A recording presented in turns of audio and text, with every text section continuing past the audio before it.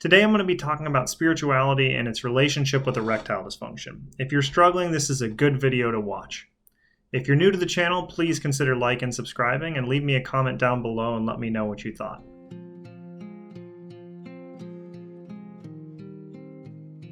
I want to start off by talking about what spirituality is and how it's different from religion, because that's important.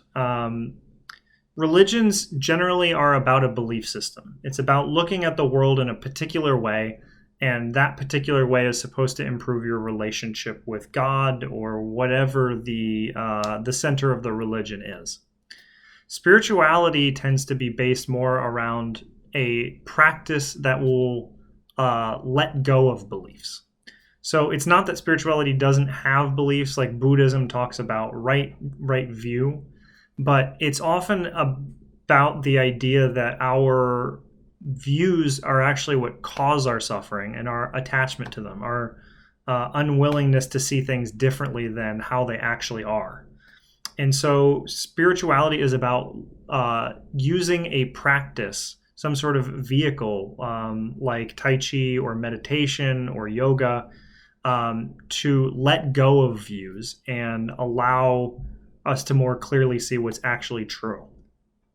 So I've been drawn to spirituality for quite a while, but it was very deeply intertwined with my bout with erectile dysfunction. So I was really desperate trying to understand, why is this happening to me and how do I solve it? And the thing that became most clear to me during the experience of exploring this is that I had a lot of views about myself and about the world that were in relationships and sex that were very, very harmful to my being, and that caused me a lot of suffering. And the process of overcoming ED is about removing those beliefs. So there isn't one right way to do that. I have tried a lot of different ways. Some of the ones were very helpful and some of them weren't. If you're interested more about what worked and what didn't, leave a comment down below and I can talk a little bit more about that. But the one thing that I want to stress is, if you're on this journey, is that it's about overcoming this in a lot of ways is about becoming more aware of who you are as a person. So I was really surprised at how much I learned about myself. So I really started on the spiritual path. I mean, I'd been dabbling in it for a long time, but my journey got a lot more serious when I was about 29. And I was shocked at how much I didn't know about myself. I didn't understand that I had emotions. Like, I knew that I was angry and I knew that there were a few emotions that I felt, but I honestly thought that I didn't have emotions like most people did. I used to date this woman who was very emotional, and I just thought she was crazy. I thought that I understood the world better than her, and that if she could just be logical, she would be much happier. But I wasn't happy at all. I spent a very long time being unhappy and not dealing with some really painful things that had happened to me as a child. And those things were very much affecting my current life, or my life at the time. And because of it, I had shut down paying attention to my emotions. So learning about how I was an emotional creature and just the basic self-awareness that comes from these practices was absolutely life-changing for me. And so I had been a stone cold atheist for a long time. And during that process, I got to a point where I wasn't an atheist anymore, but I didn't know what was bigger than me. And quite honestly, I still don't. The world seems very mysterious to me, and it seems like it would be an arrogant thing for me to pretend like I know what God is or something like that. But what the spiritual path has been for me is about self-understanding. It's about really paying attention to what's happening in my experience on a moment-to-moment basis. So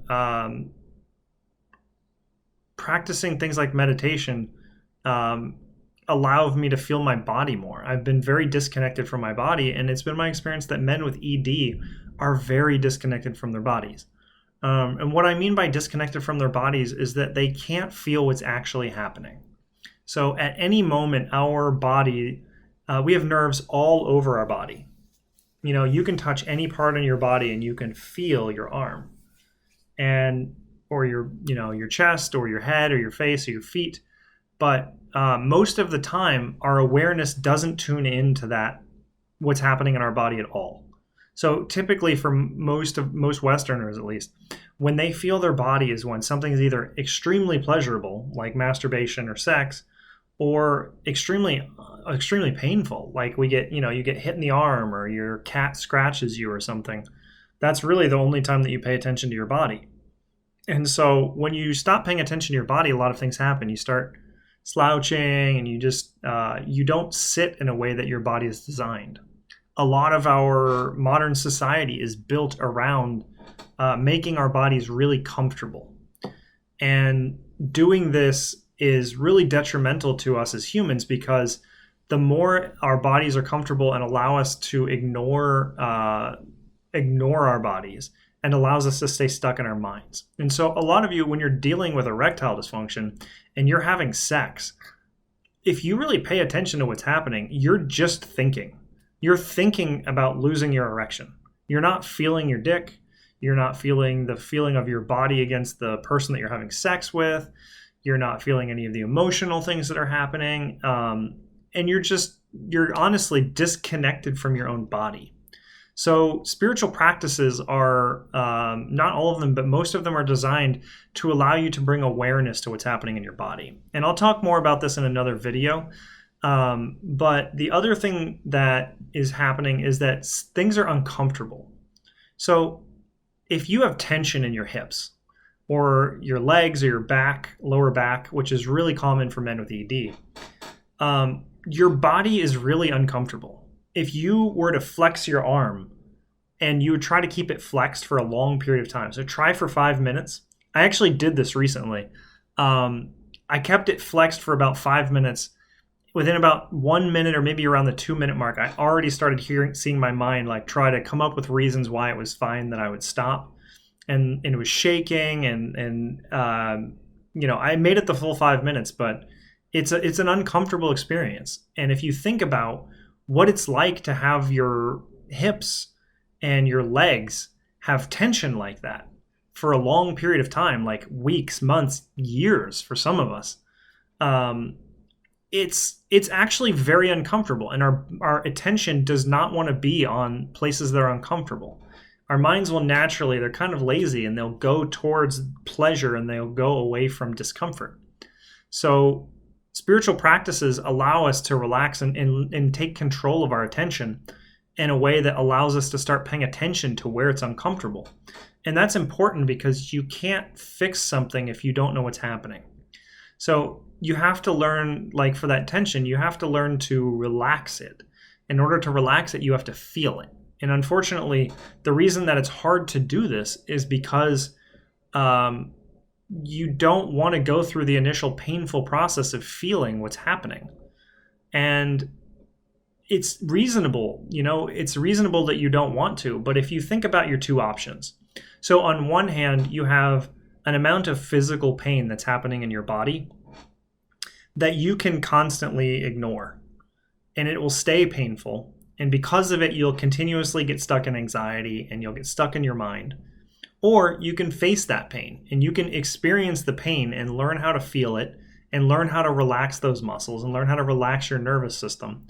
And over time, it'll get less painful and things in your life will get better. Those are really your options. And so their spiritual practices are specifically designed to take care of this process. So different practices have different strengths, but this is why this is important. And so there's two different ways that you can approach this. It actually is most helpful if you use both, but there's the mental aspect of it, because your mind freaks out and it'll just get stuck in the thoughts and it'll believe them. And then there's the physical aspect, which is learning how to actually relax. And if you put those two together, that makes a very powerful combination. And if you look at two of the most popular is the wrong word, the most the oldest and most continuously practiced spiritual traditions coming out of the East, they both have a physical and a meditation system that link together. And so this is talking about yoga and Tai Chi, which both link into meditation. And when you're trying to deal with a problem like this, you can face it from completely mental aspect. I absolutely overcame this problem almost entirely from the physical aspect, or from the mental aspect. I learned how to control my mind and deal with the emotional issues. The way I did it is not the most efficient, and as I'm able to work more and more with larger numbers of people, and when I actually have a center that I can teach people how to do this, it will change the approach that I use. Right now, when I work with my clients, I go more from the mental aspect than from the physical, but that will change over time. But basically, at the end of the day, what you're really looking to do with spiritual practices is learn about your own experience. So much of our experience goes by without us paying attention to it. And so learning to pay attention to the things that are happening makes a really big difference. So you can't change something in your life if you aren't aware of the problem. And so Einstein actually said, if you gave me an hour to solve a problem, I would spend 50 minutes looking at the problem itself. So that's what spiritual practices allow you to do. They allow you to take a look at yourself and pay attention to what's happening in your experience. And as you become more and more aware of that, the way to deal with it becomes more obvious. So, all right, that is what I have to say about it for this week. And I do videos every Sunday, and so please subscribe and like if you got something out of this, and keep yourself updated. The next 2 videos are going to be along similar lines of this. And I do some one-on-one coaching with men. So if you're interested in that, I do have a link down below on how to get a hold of me. And we also recently started a subreddit for men to ask questions so they can have a forum to talk anonymously about what's going on. So if you need a little bit of help and you're on a budget, that's a great place to start. The link for that's down below as well. All right, I'll see you next week.